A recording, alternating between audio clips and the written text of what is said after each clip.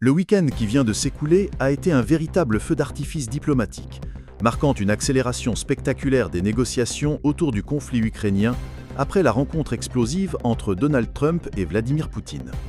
À peine le tête-à-tête entre les deux présidents terminé, une série d'appels et de consultations frénétiques s'est mise en place, impliquant le président ukrainien Volodymyr Zelensky et les dirigeants des plus grandes puissances européennes. C'est ainsi que lundi matin, une réunion capitale réunira au bureau ovale de la Maison-Blanche un conglomérat impressionnant de leaders, du Premier ministre britannique au président français, en passant par le chancelier allemand, le président finlandais, le secrétaire général de l'OTAN et le président de la Commission européenne. Tous convergent pour discuter de la question la plus brûlante actuellement sur la table, le contrôle du Donbass, ce territoire dont la Russie exige la cession entière sans offrir quasiment rien en retour.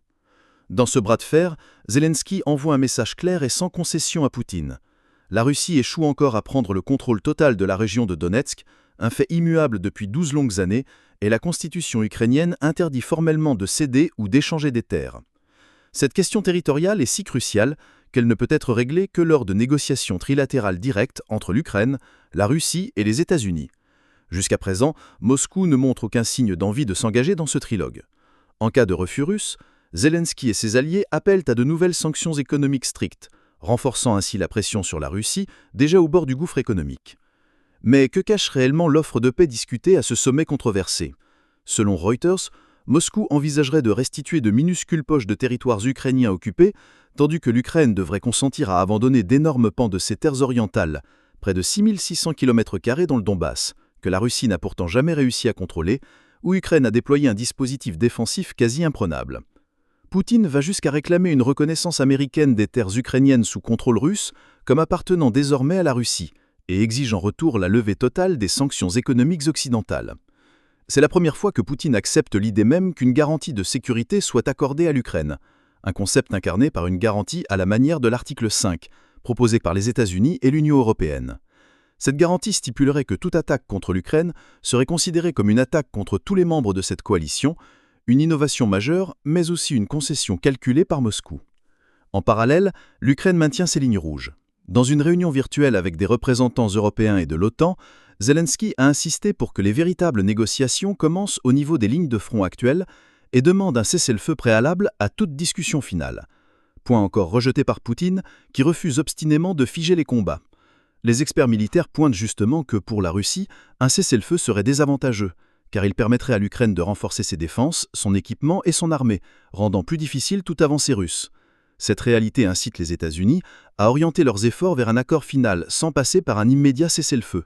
Une stratégie controversée, mais apparemment pragmatique dans ces circonstances. Le Donbass reste donc l'épine dorsale du conflit. Cette région est constituée d'une ceinture forteresse, formée de plusieurs villes majeures, lourdement fortifiées depuis plus d'une décennie. La Russie, malgré ses moyens, n'a jamais réussi à prendre ces bastions résistants, ce qui alimente son exigence de les voir abandonnés par l'Ukraine face à un échec manifeste.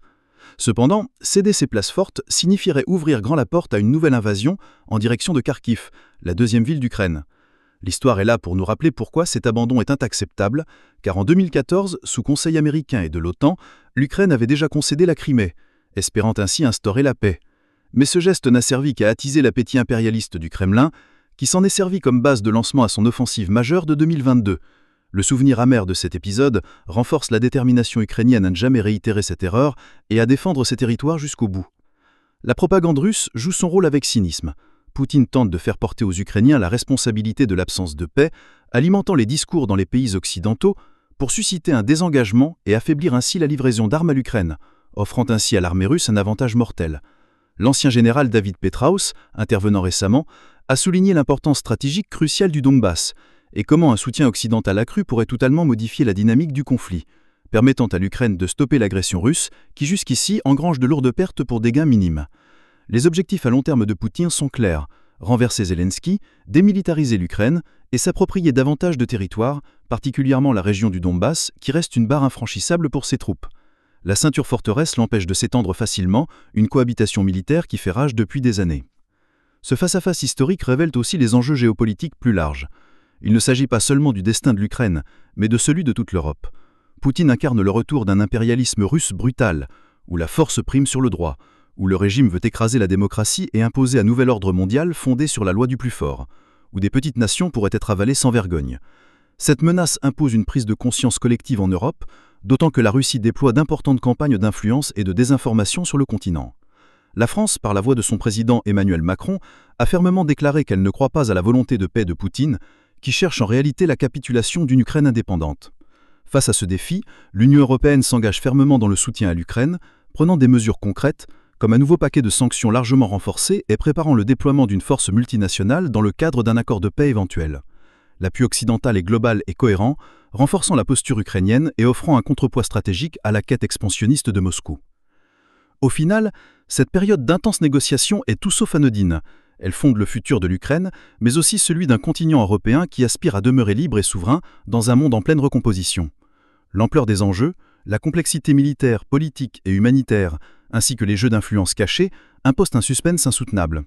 Il est impératif pour tous de suivre de près ces évolutions, qui décideront si la paix peut enfin l'emporter sur la brutalité, ou si les ambitions impérialistes vont encore longtemps plonger la région dans un chaos dévastateur. Les prochains jours s'annoncent décisifs pour le destin de millions de vies et pour l'équilibre géopolitique mondial.